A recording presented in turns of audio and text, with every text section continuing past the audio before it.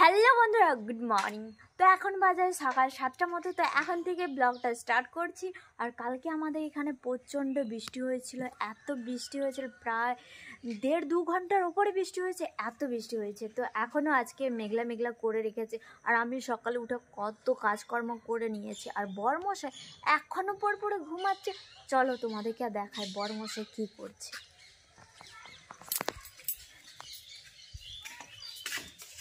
তো দেখো, এই দেখো পড়ে কেমন ঘুমাচ্ছে। এরকম ঠান্ডা ওয়েদার পেয়ে ফ্যান ছেড়ে দিয়েছে। এই দেখো ফ্যানটা চলছে, বেশ চাপা নিয়ে ঘুমাচ্ছে। দেখো, শুনলে? ওঠো না, ওঠো তাড়াতাড়ি বাজার যাও, ছেলে আসবে বললাম তো। আমাকে রান্না বান্না করতে হবে, কত রান্না বান্না করতে হবে বলো তো। সকালে উঠে আমার সব কাজ হয়ে গেছে, আর তুমি এখন পড়ে ঘুমাচ্ছ। ওঠো। তো বন্ধুরা, এইমাত্র ঘুম থেকে উঠে ফ্রেশ ট্রেশ হলাম। আর এখন 10টা 17 মতো বেজে গেছে। কালকে একটু বৃষ্টিতে ভিজেছিলাম, পুরো ঠান্ডা লেগে গেছে, ভালো লাগছে না। তো চলো, ওই 10টা 17 বাজে আর যাই বাজারে, গিয়ে দেখি কী কী পাই। এই যে স্কুটিতে করে যাব। তোমাদের দাদাভাই বাজার থেকে চলে এসছে, দেখো মাছও নিয়ে এসছে আর মাংসও নিয়ে এসছে। তো চলো, আমাকে এতগুলো রান্না করতে হবে, ঝটপট রান্নাটা করে নিই। এগুলো আগে ধোয়াধুয়ি করে নে।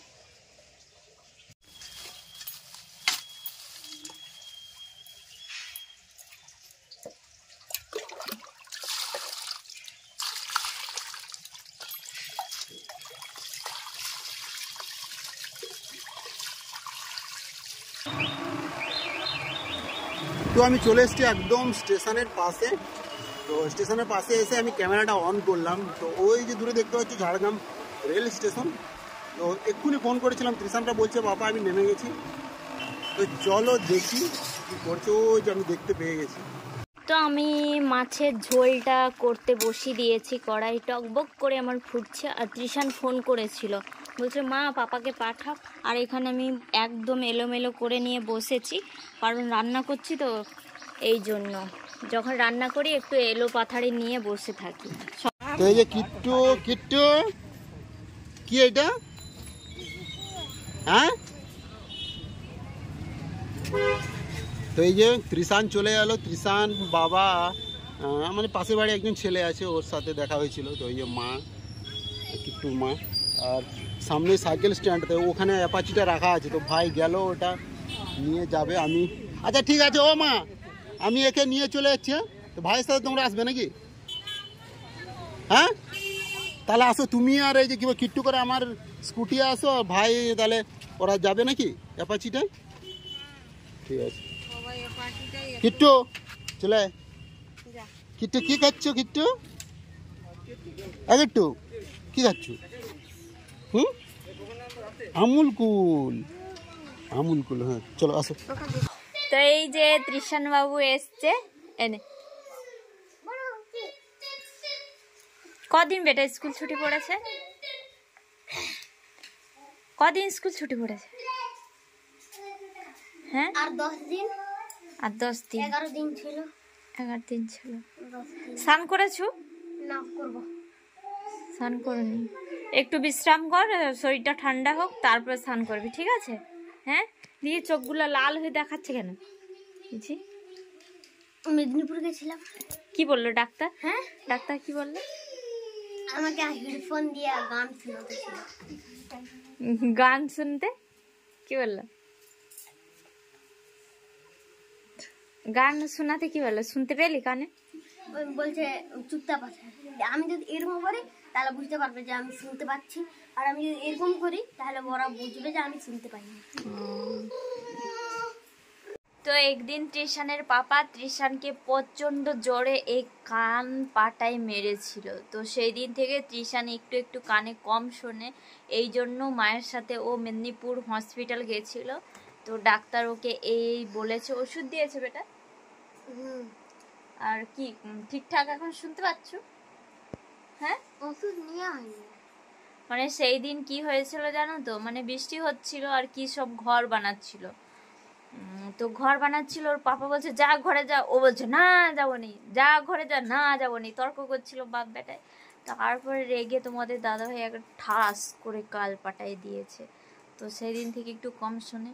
আর তোমাদের দাদাভাই মানে মারলেই মানে শুধু গালে, এই যে গালগুলো এইখানটায় কান মুথায় শুধু মারবে, জানো তো। শুধু গা হাত পা এত আছে কিন্তু শরীরে মারবে না, শুধু গালে গালে। আমারও এই গালে গালে মারে, এই যে এখানটায় মেরেছিল চোখের এখানটায় দাগ এখনো আছে, বহুত বাজে। ডিমের টক করেছি আর এটা হচ্ছে মাছের ঝোল, এগুলো বেশ রান্না করেছি। আর বোন কেন এলো নি? হ্যাঁ ওই জন্য এলো না।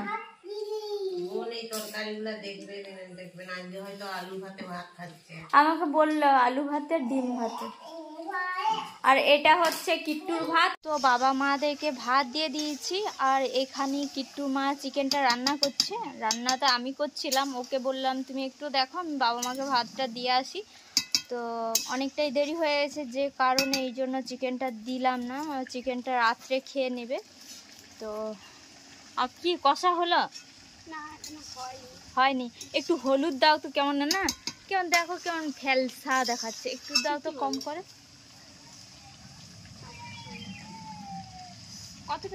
কম করে দাও, দাও দাও না, আবার তোমার দাদা ভাই বলবে বেশি হলুদ, তোমরা প্রচুর হলুদ খাও। আর একটু দাও। ঠিক আছে ঠিক আছে, এবার নেড়ে দাও। কেমন দেখাচ্ছে আজকে তরকারিটা, একটু নেড়ে দাও, কেন তার কে জানে। তো চলো আমরাও চিকেনটা রান্না করে নিই। আর বাবা মাকে ভাত দিয়েছি ভেতরে, দেখি ওরা কত দূর খাওয়া দাওয়া মানে করলো। এখানে তোমাদের দাদা ঘরটাতে রং করছে না, ওই হোয়াইট সিমেন্ট দিচ্ছে। মানে ঘরে প্রচণ্ড দাগ হয়েছিল, এই জন্য আবার একটু হোয়াইট সিমেন্ট দিয়ে দিচ্ছে, তারপরে কালার করবে। কবে কালার করবে আমি নিজেও জানি না। তো এই যে ও এখানে কাজ করছে, আমি বাইরে চিকেনটা বসিয়ে দিয়ে এসছি। আর কতদিন ঘরে ছিলাম না, মানে এখানে ওখানে কতদিন তো হলাম না, শ্যামচক থেকে শুরু করে ভুবনেশ্বর, বাড়িতে ছিলাম না। ঘরটার অবস্থা কেমন যেন, দেওয়ালের উপর কেমন মরিচা পড়ে গেছে, লাল লাগছে। মরিচা না মরিচা। তো যাই হোক, ওই জন্য আমি হোয়াইট সিমেন্ট এনে আর একটু দেয়ালগুলোতে মেরে দিচ্ছি। কি অবস্থা করছে দেখো, এগুলো এখন আমাকে এখন কাজ করতে হবে, সব এখন আরো মুছতে হবে। তুমি ঘরটর মুছবা পারবো না, পারা দিনি সবসময়। আমার এখন তো ছাতি আর পেট ব্যথা করছে, গ্যাস হয়ে মরে যাবো মনে হয় আমি খুব শীঘ্রই। কালকে রাত্রে খাওনি? খাইনি, নিচে প্রচুর অশান্তি করে, ঝগড়া করে।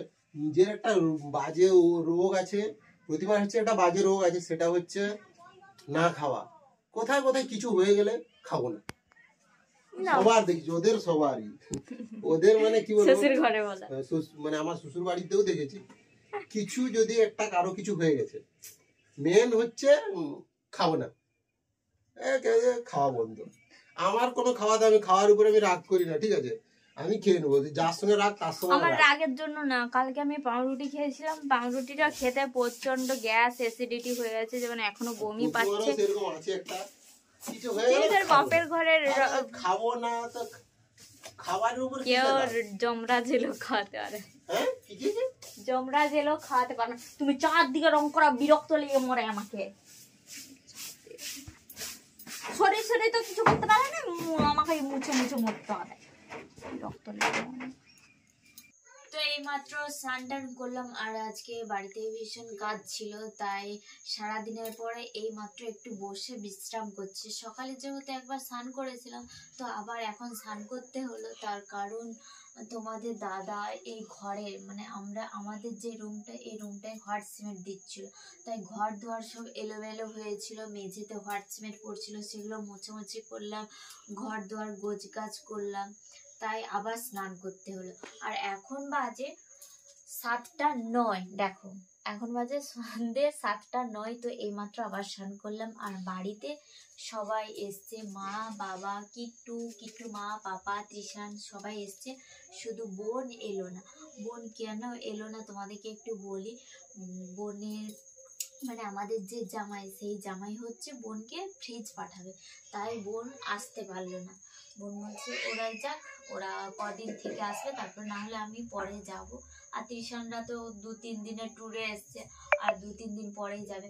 আর আমাদের ঘরটা যেন পুরো মানে এলোমেলো হয়েছিল, ঘর দুয়ারে সেই কবে রং করা হয়েছিল, তাই আবার একটু তোমাদের দাদাভাই রং করে দিল, মেঝেগুলো একদম কালো হয়ে গেছিল। তো যাই হোক, আর আজকে তো বৃষ্টি হয়েছে, মানে আজকে একটু ঠান্ডা ঠান্ডা ওয়েদারও আছে, বেশ ভালোই লাগলো। তো চলো বন্ধুরা, ভিডিওটা এখানে শেষ করছি, দেখা হচ্ছে পরের ব্লগে। ততক্ষণের জন্য তোমরাও সবাই ভালো থেকো, সুস্থ থেকো, টাটা, গুড নাইট।